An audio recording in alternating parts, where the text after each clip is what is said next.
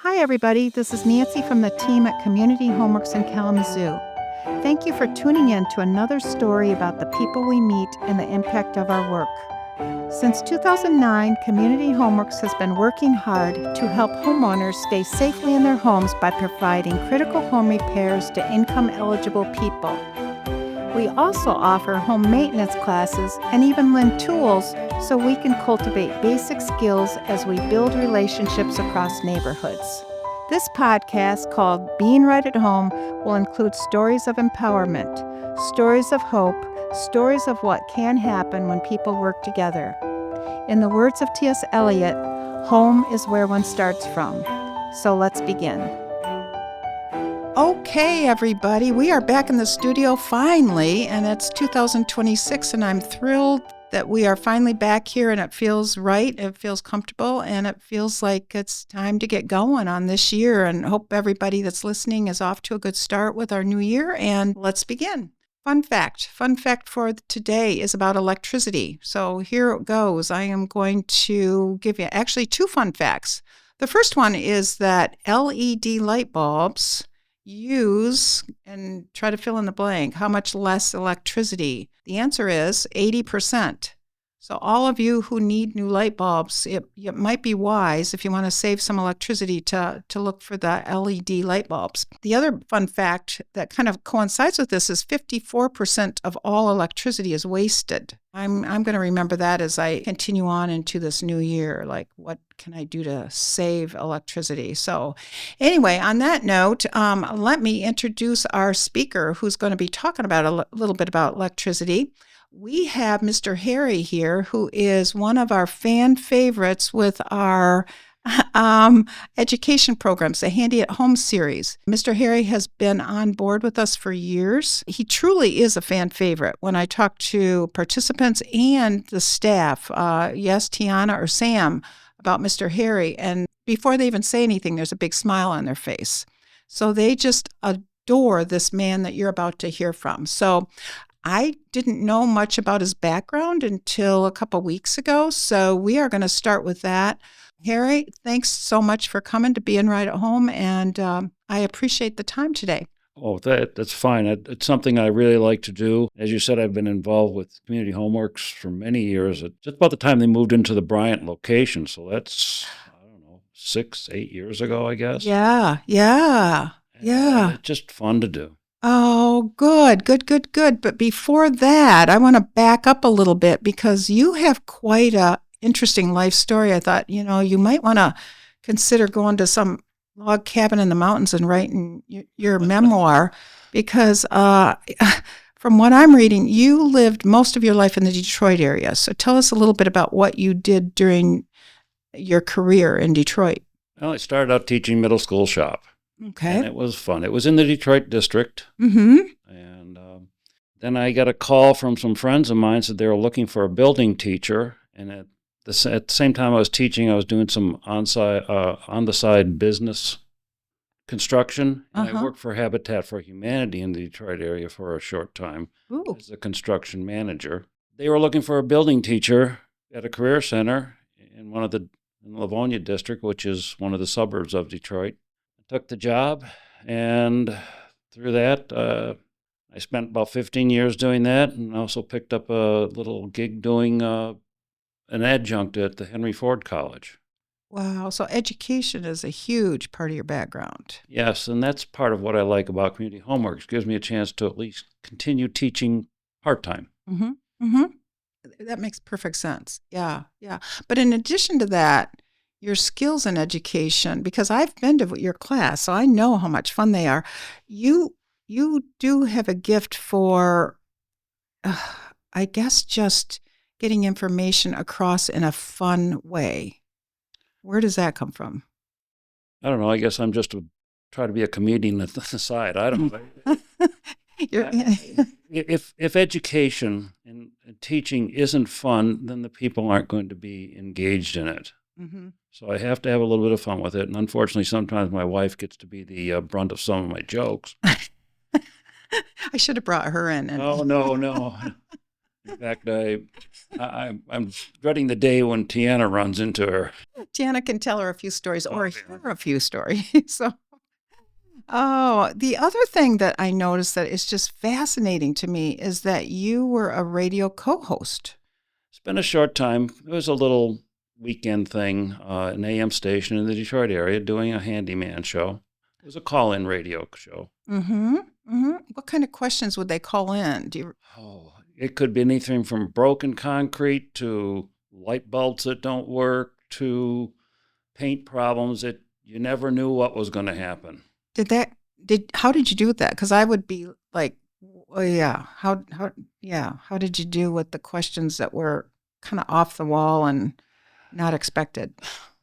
I answered them best I could. Mm-hmm. And if I didn't know the answer, I either said I don't know the answer or I made up a good answer, one or the other. Okay. Well, going back to my fun fact, LED light bulbs. What do you say to a person that called in and asked about them? I would say definitely purchase them. They, as you were saying, they save some tremendous amount of energy. Years ago, they were terribly expensive to buy. Mm-hmm. Now you can go and buy them for about $1 a piece. Oh, At any of the yeah. big box stores, they'll come in a 4-pack, Mm-hmm. and I know they have them in 60-watt and maybe even more at most of the dollar stores, and they're usually $1.25 now. Okay.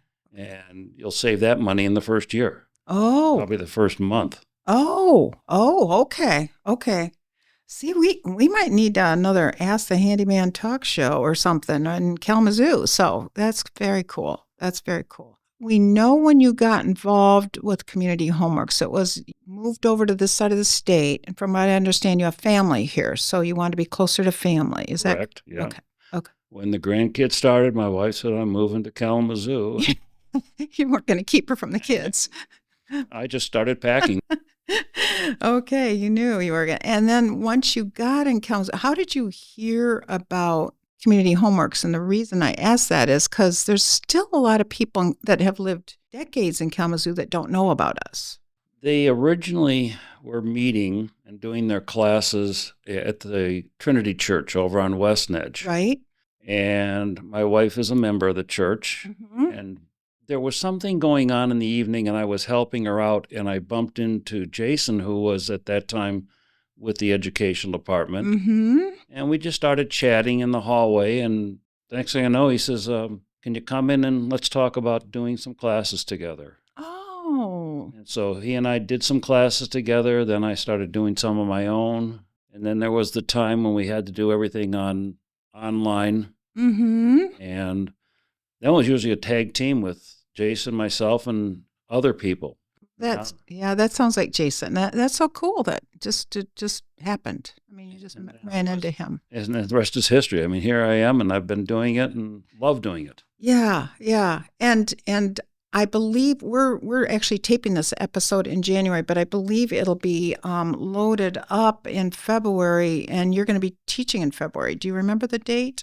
Right offhand, no, I don't remember the date. It's usually like the third Tuesday or so. Okay. They can go to the community online, Yep. Community Homeworks online, and it'll have the exact date. And it's going to be a discussion on home plumbing systems. Plumbing is the topic. Okay. Well, we're going to talk about some of your topics, but you're right. People can go to our website at communityhomeworks.org, go to the education classes. You can even register online, which it's real easy. It's so easy. But I would encourage people to look at what we're offering in the next couple months and start to register. And this is open. I want to make sure everybody knows this is open to everybody in the Kalamazoo County, 18 or over, and it's free.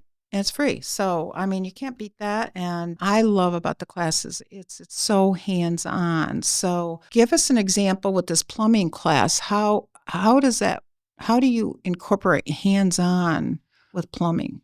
This is one of the classes that doesn't have a lot of the hands-on, unfortunately. Okay. I'll bring out some examples of plumbing materials that are used in the home. But to make it, I insist on not being a lecturer. Mm-hmm. Mm-hmm. And I try to structure my classes in such a way that it's more of a discussion. Mm-hmm. And once I can get somebody asking one question or at least contributing, then all of a sudden everybody does. And it's not really a class, but more a big roundtable discussion with everybody involved. That's what I noticed. Yep. And that to me is so much better than standing up in front and lecturing, Mm-hmm. because Mm-hmm. that would put me to sleep. Putting your PowerPoint up there and then say goodbye, see you next month or something. Yeah, Yeah. and I hate to use PowerPoints other than just like a slideshow, so I have an example of what we're discussing, Okay. Okay. just as a visual. Right. Right. But you'll have real pipes there and you'll Oh, just, yeah, yes. just everything will be, yeah. In fact, we coming up sometime in this year, there's going to be a discussion on toilet repair. Oh. And somewhere along the line, one of the presenters has taken a toilet and literally cut it in half so you can actually see the workings in it. So we have a Ah. lot of props that we can use to help visual. And I think it does help. A lot of people do tend to get a, I've heard that that's a real popular class too. And the thing I love about the classes is they typically don't sit in their chairs. You'll have them come up and put your hand in there and do this and do that. And here's a screwdriver that you use. So well, we've done classes on lamp repair, and people have brought in a lamp that needed work, and we'll do a hands-on there. oh. We did a drywall repair, Oh. and we've had people get their hands in the mud. But it depends on the type of class that we have. In most cases, there'll be at least some form of hands-on. Okay. Yep. What's your favorite one to teach, or do you have a favorite? I tend to like the electrical units the most. Okay. I remember reading that and getting nervous because there's something about electricity, I think, because you can't see it and you don't know, but you know it's dangerous. It's for me, an intimidating topic. So how do you make it? I'm guessing I'm typical in that the people that come in how do you make it not so intimidating? Well, first thing, I give the disclaimer that this is not a class to work on electricity in your home. Okay. Right, for Okay. my safety. But Okay. I try to make it so that not necessarily do they learn how to do a repair, Okay. although I'm sure that some of the things are, but it's more that they understand how it works. And then if they have to pay to have a repair, Mm-hmm. they at least know what the person who's coming in to do the repair is talking about and whether they're trying to railroad them. Oh, okay. Okay. So it's more empowering and confidence building. So, That would be my main goal for electrical classes. mm-hmm. But again, with the lamp class, it's fun because people will bring these in and we can just run around and show them what needs to be done and discuss that. That's the kind of class I enjoy. We have other instructors who do a little bit more on tools. Okay. So then they have an actual hand on using the materials. Okay. Okay. Now, with your classes, because of our new tool library that's right up the ramp from the classes, have you noticed yet the people in your class heading up to the tool library to check it out and borrow tools, or? If there are enough people or there are people who haven't been there, I'll try to take a little field trip with them up to the tool library after the class. But I've noticed that many people after class will go up, yeah, and they'll even join the tool library. Uh-huh. And the tool library, as a craftsman, as a repairman, as a person who's been involved in construction and home repair, I can drool in that place. It is unbelievable what they have up there. Really? Yes, it is. Some of the tools are and they're all modern tools. They're in good working order. I encourage anybody in the community to look into that. And again, it's open to anybody in our county, 18 and over, that wants to borrow a tool rather than go out and buy one and then have it sit in their basement for, the rest of its lifespan. Yeah, come on over and see if we've got it. And again, that's all what's cool. One cool feature about our tool library is it's all online. So if you need a tool, you can look at our website again and see if we have it. And they have tools as simple as screwdriver sets. Mm-hmm. So I was noticing when I was up there last time, they've even got a break to doing aluminum siding. Oh. I mean, that's a very professional tool. Wow. Well, over Christmas, we're kind of getting off the track of our classes, but it kind of, I don't know, they mesh really well, the classes with the tool library, but I borrowed the steam cleaner, and that was a riot. I mean, I cleaned the shower using this. Yeah, Rachel was telling me how much fun it was and how easy it was to use, and so I borrowed it over Christmas, and yeah, that was cool. Oh, it's a great part of it, and it just feeds very well into our education program too. Yeah, it just dovetails really well with what you're teaching, and instead of sending people home to do this at home, this little repair, if you're going to do something inside your toilet tank, you're going to need this kind of wrench. Well, you can borrow it from us. So, yeah. Yep. In fact, I've seen things that I can borrow, and I've got quite a bunch of tools from when I was working, but oh, good. But there are just some things there that it beats rental prices too. Exactly. So I'd asked you about your favorite topic. That seems to be electricity, but you're going to go with plumbing first this year. Do you have any stories? Like, did you teach a class where you left and you felt like that person that came in left in a different mindset? Well, at first, I mean, I appreciate it when anybody comes up and thanks. That makes me feel good because it means I got through. One that came to mind, though, is we had a woman who came in. It was one of the electric classes. And she was concerned. And she said, it's like half of my house isn't working electrically. Oh. So we discussed it a little bit. And this was after class. We discussed it a little bit. And I thought to myself, it sounds like one of the feeds coming from the utility, there's actually 3 wires coming off of the utility. One is neutral, 2 are the actual electric. Okay. It said it sounds like one of those is disconnected either at the pole or someplace in the box. I'm not sure, but contact consumers. A few days later, I get an email from her. She contacted consumers. She says, you were right. Oh. I guess I was lucky. I guessed right. Ask the handyman. Yeah. And she had a fully functioning electrical system in her house? Yes, after that. And it was nice that she sent me an email.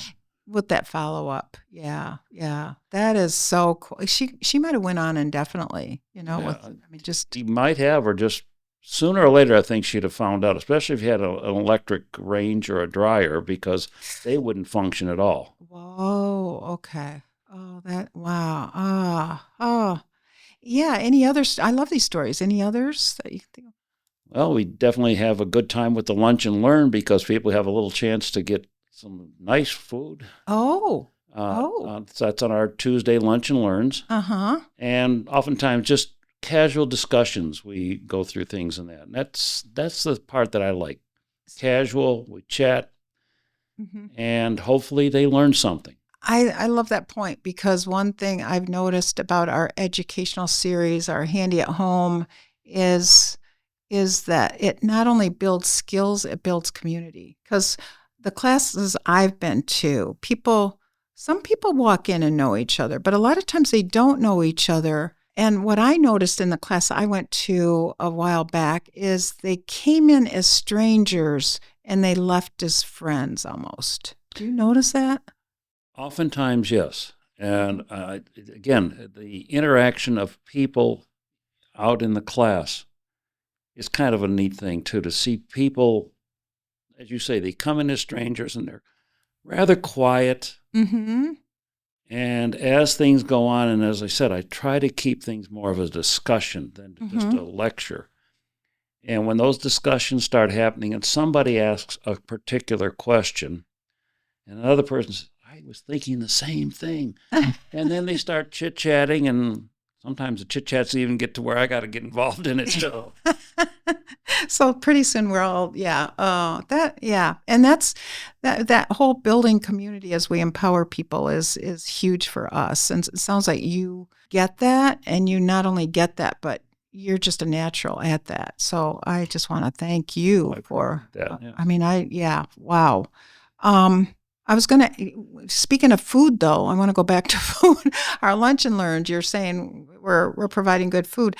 Is there snacks at night or something? Because I believe when I was doing some of the night classes, yeah. there was always at least some packaged snacks of some sort Uh-huh. and some kind of a drink. Okay. And people would take that. Lunch and learn became really, I mean, that's good. Yeah.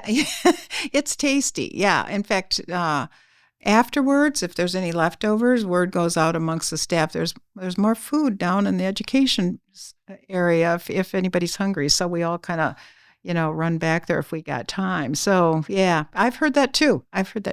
Thank you for those stories. Think about your work at Habitat back on the east side of the state, and you think about your work with Community Homeworks trying to keep people in their homes and empower them. Do you have a philosophy on home ownership or basic needs, or where does that all fit in your value system? Well, everybody has to have a place to live, Mm-hmm. and they should have a decent place to live. Mm-hmm. If we can help somebody who has a substandard home at least make it more livable, Mm-hmm. Mm-hmm. such as what we did with Habitat and also with Community Homeworks. I guess that's what my philosophy is. Let's make somebody have a home that's decent, Mm-hmm. that they can afford to make it decent, Mm-hmm. and that they understand how things function in their home. Mm-hmm. And if somebody comes in to do work for them, Mm-hmm. that they know that this person is telling them the truth, because there are a lot of really good repair people, a lot of really good contractors out there, but there's also those who are not so good and will take advantage of anybody. Okay. And that's scary, letting somebody in your home to do work and not knowing which category they're in. Can I trust them or can I trust them? So I know our guys that go out with the critical home repairs, one of their main objectives early on is to build trust. Just it's like we gotta make sure they trust us and that they feel okay with us being in their homes. So I've had the opportunity to meet a few of the people who work in that portion of the Community Homework. mm-hmm, mm-hmm. And yes, I mean, you guys have found some really good people to work there. Oh, they're the best. They are amazing. They're knowledgeable, and as you said, they're not going to try and sell you something. No. And they care so much. A lot of times when they're working on one thing in the home, a critical home repair that's affecting the safety of the home, they'll notice something else and they'll bring it up to the homeowner and say, do you think we should look at that for you? So they kind of assess the entire home, but they work as much, I think, with their heart as their heads. So they just really, honestly, truly care. So yeah, they're a great bunch. Yeah. I can't say enough about them. Yeah. Thank you. I'll have to let them know that. So, anything else that you want our listeners to know about you, about what you're doing, about the classes coming up, anything? Basically, just check out the website, Mm-hmm. the classes that are available, Okay. see what fits in your time frame, and come on. I mean, depends on the situation, we've had the class full. Mm-hmm. And actually, I think a couple times we've had to look around for some extra chairs. Mm-hmm. And there have been times there have been 2 or 3 of us there. But I would encourage anybody, look into Community Homeworks. Notice I've seen a lot of billboards out now. Yep. And maybe the word's getting out a little bit better. But Mm-hmm. this organization is pretty amazing. Thank you. Our values state that, we just really want to work with that compassion and that integrity and that expertise and that love that the community deserves. And you're right, a safe home, without a safe home, how else do they work on obtaining other basic needs? And so it's like, let's get the foundation in the hands of the people and empower them and make them feel good about themselves and their neighborhoods. So yeah, thank you. Thank you for all those compliments. I'm going to end this interview with a question I hope to ask all year long. And so I'm going to see how you're going to be our first of the year to answer this. When you hear the word home, Home, home. What do you think of? It's a tough one to put down in just one or two words, but basically, a home is a place where you live. Mm-hmm. Okay. Now, that's a simple definition, Mm-hmm. but that home can be almost anywhere, and it should be with people you know, people you love, Mm-hmm. you care for, um, family, neighbors, whatever.